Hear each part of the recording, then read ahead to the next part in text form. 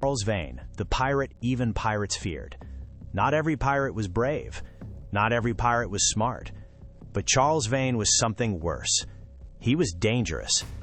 Charles Vane became famous during the golden age of piracy, when the seas were full of thieves, battles, and chaos. But even in that violent world, Vane stood out. He was known for his bad temper, cruelty, and wild decisions. Many pirates stole for money. Vane seemed to enjoy destruction itself. He attacked ships across the Caribbean, taking cargo, weapons, and anything valuable. If people resisted, he showed no mercy. Soon, his name spread across the sea. Merchants feared him. Naval officers hunted him. Even some pirates avoided him. That says a lot, because when pirates think you're too extreme, you've crossed a line. Vane sailed with a strong crew and commanded respect through fear. But fear only works for so long. Then came a turning point. The King of Britain offered many pirates a royal pardon. It was a chance to stop piracy and avoid execution. Some pirates accepted. Charles Vane refused. He chose crime over safety. He chose war over peace. And that decision would destroy him. Soon after, Vane faced a powerful French warship. His crew wanted to fight or at least stand firm. But Vane panicked. Instead of attacking, he turned his ship and ran. The man who terrified the sea fled from battle. His crew was furious. Pirates could forgive cruelty. They could forgive greed. But cowardice? Never.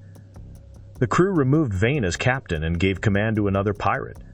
Imagine being fired by pirates for being too much of a pirate. Now alone and disgraced, Vane tried to continue, but his luck was gone. Later, his ship was wrecked in a storm near an island. He survived the sea, only to be stranded. Eventually, he was recognized, arrested, and taken to Jamaica. There was no grand escape, no last battle, no hidden treasure. Just chains. In 1721, Charles Vane was hanged for piracy. His body was then displayed in an iron cage near the harbor as a warning to others. A final message from the Empire. This is what happens to men like him.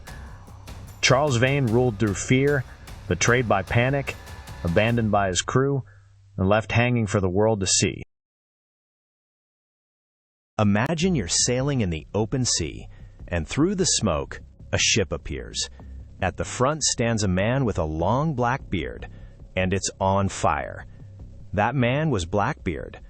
His real name was Edward Teach, and he wasn't just a pirate, he was a master of fear. He knew something important. You don't always need to fight if people are already too scared to try.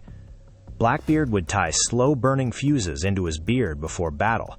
The smoke surrounded his face, making him look like a demon straight out of a nightmare. And honestly, if you saw that coming toward you, you'd probably surrender too.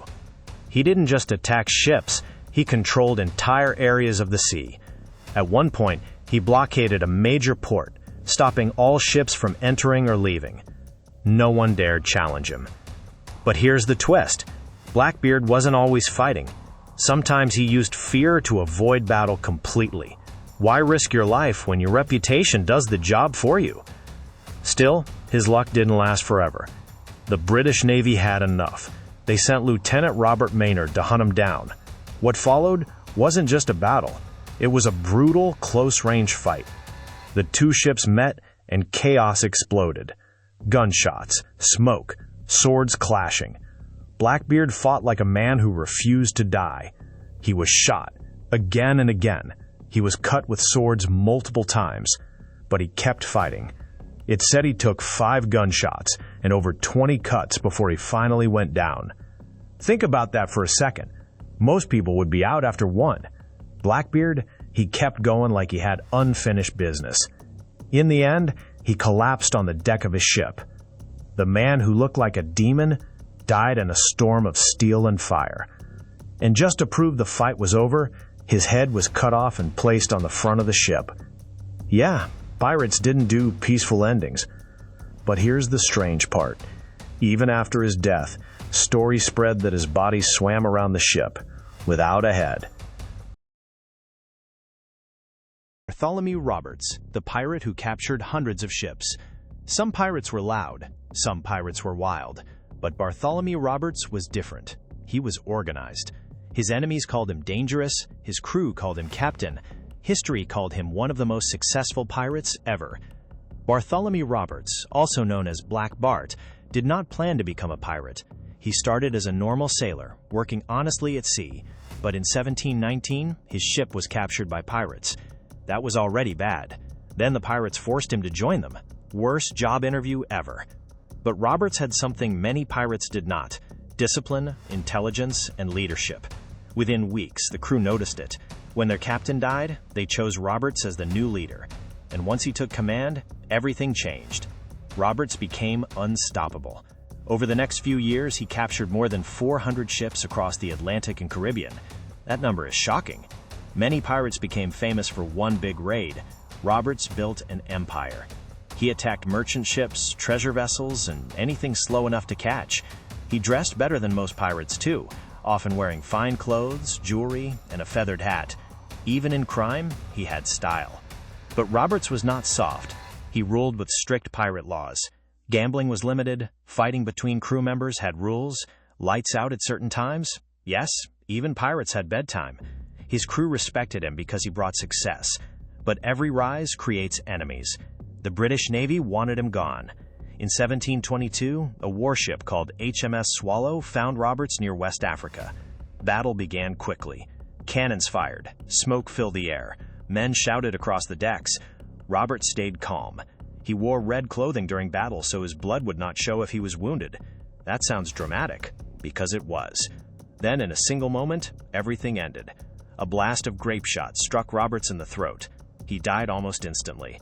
No final speech, no last command, no heroic farewell. 1 second he was captain, the next second he was gone. His crew panicked. They knew if the Navy captured his body, it would be displayed as a trophy. So they followed his orders. They threw Bartholomew Roberts into the sea. No grave, no marker, just water. After his death, many of his pirates were captured, tried, and executed. His empire collapsed almost immediately. That is the strange truth of power built around one man. When he fell, everything fell with him. Bartholomew Roberts became rich, feared, and legendary.